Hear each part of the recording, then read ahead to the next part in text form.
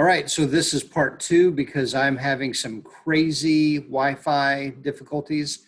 If this ends with both of our faces going, then we've given up. All right. So I believe we were cut off when Jason mentioned the roaring lion. And I was saying that I was really grateful for something that he's brought up to me about the lion. That I wish I would have said on Sunday, that Satan, it's really important to realize he is a dissatisfied lion. And what he wants is for us to carry his dissatisfaction. That's his goal, is to make us as dissatisfied as he is. And that, when you shared that with me, Jason, that was really an eye opener for me.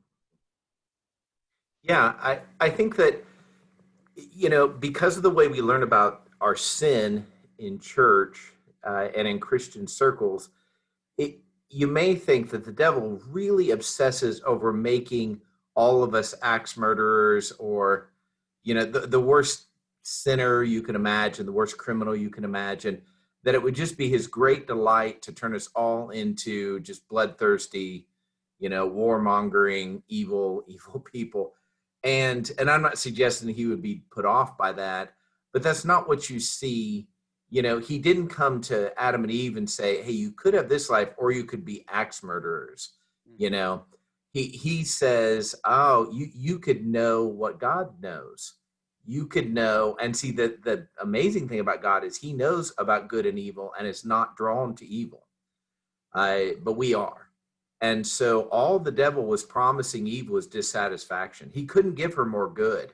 That's why even the tree, it is the tree of the knowledge of good and evil, but really the only new thing they had added was the knowledge of evil. They already had knowledge of good.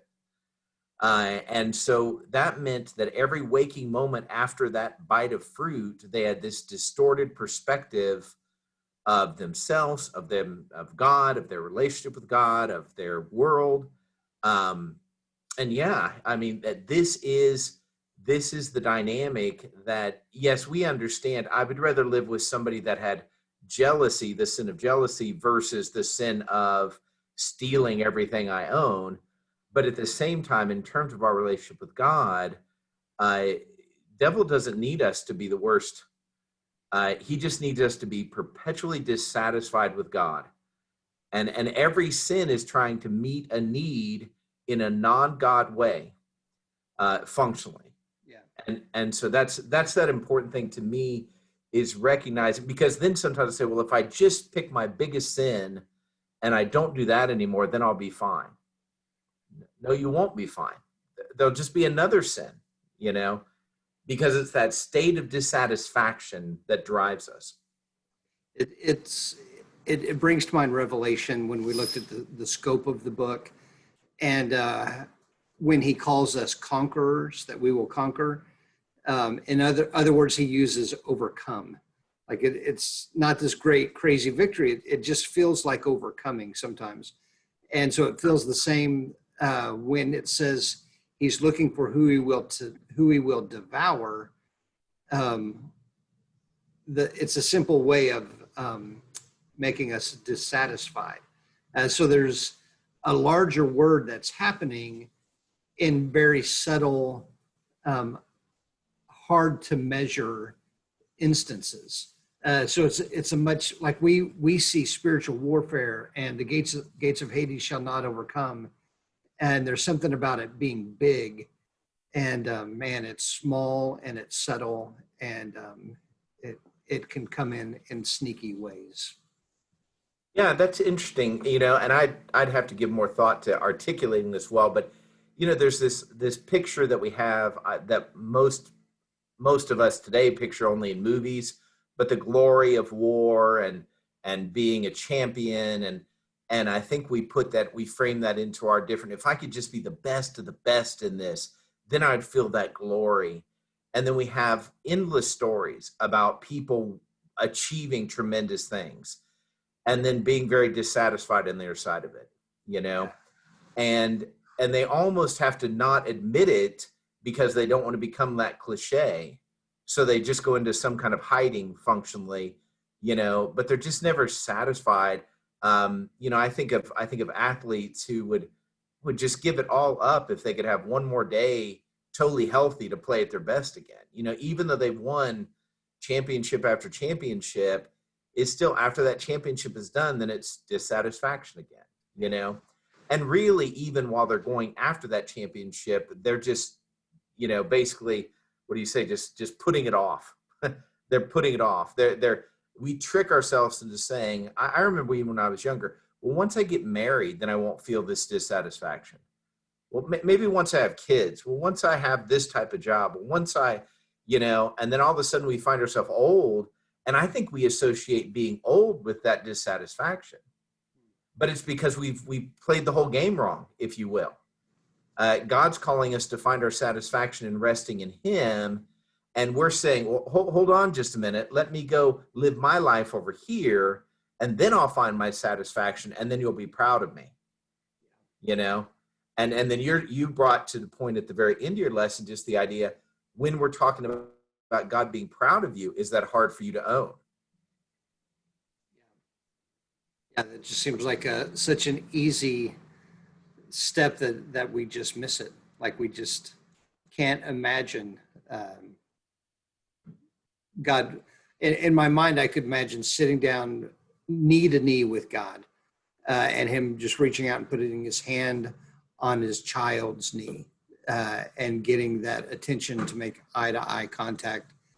And that seems like that would be natural, and it is so not natural. It is just not a place that I live with God. It's that he accepts me, but yeah, he's disappointed.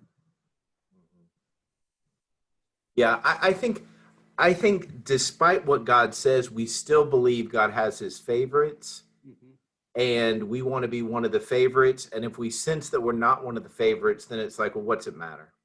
Yeah. I'm just surviving, And I think you referenced this, I believe, in the first video, but it might have been the first version of the first video. I don't know, but when you were talking about that, the framing in James 4, where he talks about resisting the devil, flee him. And then he says, but you draw near to God and he'll draw near to you. But if I tell myself, no, I'd have to be satisfied. And the way I'd be satisfied is if I were the best of the best. If I knew I was the best dad of all time, the best preacher of all time, the best whatever, then I could draw near to God. And then I'd feel his nearness. But I've not accomplished those things yet. And so I'm just going to keep on this hamster wheel of never quite being there until death. And now we're back to a lesson you gave several weeks ago, where I'm laying on my proverbial deathbed saying, did I do enough?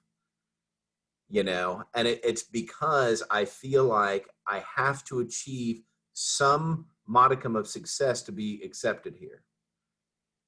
But the truth is, even if I would fixate, okay, it's this point, when I hit it, I still wouldn't feel I reached it. There'd always be some other point of dissatisfaction. You're muted. Every once in a while, my internet is getting choppy here, and I feel like it could go anytime. Do we keep going, or do we close it and have a nice knot in it? It's a high-stakes game we're playing. Well, that's good. You did great. And I think it sets us up well. We're talking about next week the spirit world, and then you'll speak some to angels and demons beyond that. But it is this idea, and the question I'm really keep rolling over my mind is, if God's not going to tell us extensively about this spirit world, why tell us at all? Yeah. Why even bring it up? Yeah. And I think about what the people understood back in Jesus's day or back in Moses's day. And just because that's what they understood then, did that make it true? Or was Jesus just okay with them not understanding clearly? And was it even on Moses's radar to care? It's just fascinating our views through the centuries, and God not saying, hey, this is what you need to know. Right. Yeah. And I'm really taking a lot of comfort in Second Peter, where he says his divine power has given us everything we need for life and godliness. And I'm like, okay, that means what we have is what we need. So and it's not like there are no verses about the spirit world. You just can't develop a great, I have felt anytime I've heard somebody sit down and say, here's what the spirit world is like, I feel like they're overreaching tremendously, Mm-hmm. you know, and they're saying things that they couldn't possibly know, you know, and and that's fine for them. That's between them and God. But for me, I want to say, here's what we can know, and the why. And so I've got some good study to keep working on until we get there. But I'm excited about it. That's interesting because in my follow-up week, I'm thinking about saying all the things we don't know. You know, that, hey, all the things, all the things that Looks this like we may made not it! be true. Exclamation point! Exclamation. Yeah. All right. Well, we are frozen. So I'm going to close this out. And Jason may or may not be back. Hope you guys have a good week.